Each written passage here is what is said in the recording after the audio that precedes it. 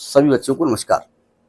बात हो रही है संगेज कैलकुलस की, जिसके चैप्टर 5 एप्लीकेशन ऑफ डेरिवेटिव की हम बात कर रहे हैं, जिसके कंसेप्ट एप्लीकेशन एक्सरसाइज 5.5 की हम बात कर रहे हैं।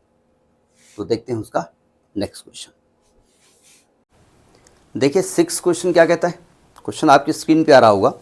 क्वेश्चन कहता है कि sand is pouring from A pipe eight the rate of 12 centimetre cube per second. The falling sand from the form a cone on the ground at in such a way that the height of the cone is always 1/6 of the radius of the base.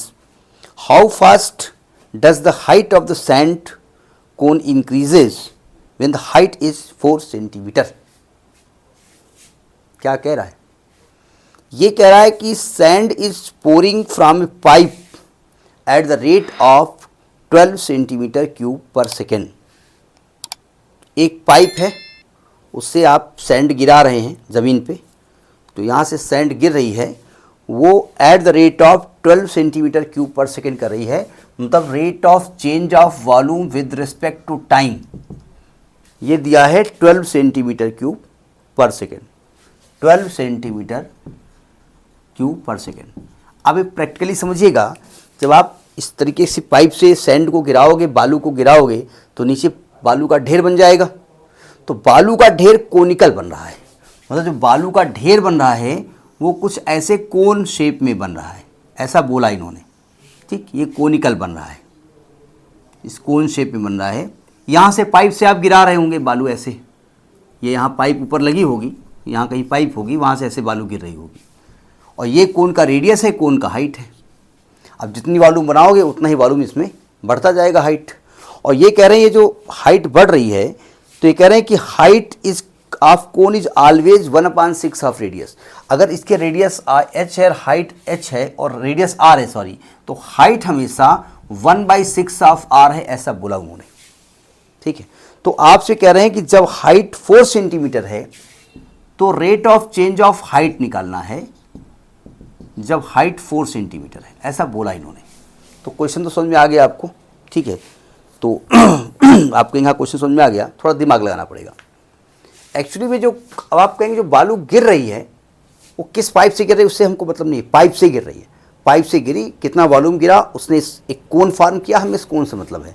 अब simple सी बात है, जितना भी volume गिरा होगा वही कोन का volume होगा. तो अगर मैं कहूँ कि भाई इसमें ये कोन फॉर्म हुआ है जिसका रेडियस r है और हाइट h है, तो मैं आपसे कहूँ अगर इसका वॉल्यूम क्या होगा, तो आप कहेंगे वॉल्यूम इसका होगा 1/3 पाई r²h. सही कह रहा हूँ मैं? आप कहेंगे हाँ बिल्कुल सही कह रहा हूँ. अब प्रॉब्लम यहाँ पर एक ये आ रही है कि भाई आपका जब कोन बनेगा और बालू लगातार गिरती जा रही है तो r भी चेंज होगा, h भी चेंज होगा. तो मैं इसको r के रेस्पेक्ट में डिफ्रेंशिएट करूँ, h के रेस्पेक्ट करूँ. मतलब v या तो h का फंक्शन ले, करना तो टाइम के रेस्पेक्ट में, या तो r के टर्म में ले. दो फंक्शन थोड़े ले सकते हैं, दो वेरिएबल. तो मैं या तो r को गायब करूँ या तो h को गायब करूँ. r को मैं गायब नहीं, सॉरी h को मैं गायब नहीं कर सकता क्योंकि h के बारे में हमसे बात कर रहे हैं. तो मैं r को गायब कर देता हूँ. r की वैल्यू क्या निकलने वाली, 6h. तो ये आएगा 1/3 पाई इंटू 6h का स्क्वायर इंटू h. तो आएगा 1/3 पाई इंटू 36h³, 12×36 12 पाई h³. ये वॉल्यूम का h से रिलेशन आ गया, 12 पाई h³. ठीक है, अब आपसे कह क्या रहे हैं, अब आपसे कह रहे हैं कि वॉल्यूम चेंज हो रहा है तो इसको टाइम के रेस्पेक्ट में डिफ्रेंशिएट कर दो. तो जब हम लिखेंगे dv/dt is equal to 12 pi into, इसको जब टाइम के रेस्पेक्ट करोगे d/dt ऑफ h³, तो आपको मालूम है यहाँ पर चेन रूल लगाना पड़ेगा क्योंकि आप टाइम के रेस्पेक्ट में कर रहे हो और फंक्शन h का है. तो पहले इसको h के रेस्पेक्ट करोगे तो आएगा 3h² इंटू dh/dt. ऐसे लिखेंगे आप, है ना. तो पहले यहाँ से dh/dt निकालो.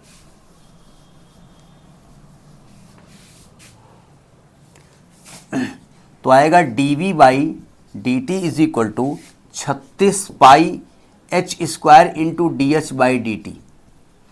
dv/dt की वैल्यू है 12, तो 12 इज इक्वल टू 36 पाई, अभी h का मान नहीं लिखेंगे, dh/dt. तो जब D H by D T की वैल्यू निकालोगे तो आएगा 12/36 पाई एच स्क्वायर। और आपको D H by D T कब निकालना है? जब एच का मान है 4 सेंटीमीटर। तो D H by D T कब निकालना है? When H is equal to 4 रखो। तो 12/36 पाई इंटू 16, तो 12×36 16×48, 1/48 पाई। तो D H by D T की वैल्यू आएगी 1/48 पाई। आंसर क्या तो आ गया। यूनिट क्या लिखी जाएगी? क्योंकि यहाँ सेंटीमीटर और सेकंड में है, ये यूनिट हमको मालूम है। तो एच की यूनिट सेंटीमीटर और टाइम की सेकंड, तो सेंटीमीटर पर सेकंड। यूनिट मस्ट से ध्यान रखिएगा। अगर यूनिट नहीं लिखते हैं तो आपका आंसर का नंबर कट जाना चाहिए मेरे हिसाब से, ठीक है। तो दिस इज क्वेश्चन नंबर 6।